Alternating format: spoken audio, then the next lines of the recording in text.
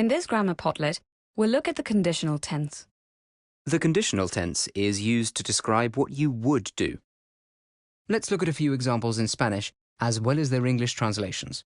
We have, Me gustaría ir. this means. I would like to go. We also have questions like, ¿Cómo sería tu pareja ideal? meaning. What would your ideal partner be like? You can even ask for rough time frames, as with, ¿Cuándo comprarías ese coche? meaning. When would you buy that car? You might have noticed that forming the conditional tense is relatively simple. This time, you take the whole infinitive. You don't remove anything. For example, the infinitive form of to buy in Spanish is comprar. You then add on the correct endings for all regular verbs. It doesn't matter if the verb ends in ar, or ir.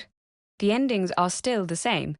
They do, however, change depending on the person you wish to use. Pay close attention to the subjects listed below and the ending this subject requires. We'll speak in Spanish, but show the English alongside for reference. If the subject is yo, the ending is ia. If the subject is tú, the ending is ias. If the subject is usted, él o ella, the ending is ia.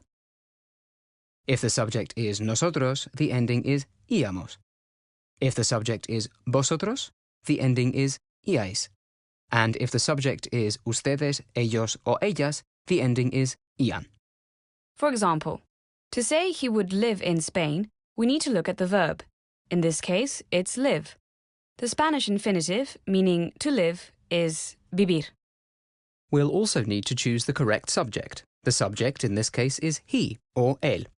That means we need to add ia to the verb. With this in mind, let's look at the sentence in Spanish. Él viviría en España. You might have noticed that this is the same verb ending as you use for the subject yo or I. So, how would you recognize the difference? Well, to say I would live in Spain, we say Yo viviría en España.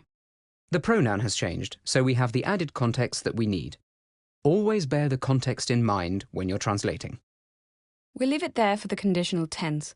Try creating your own conditional tense sentences. Buena suerte!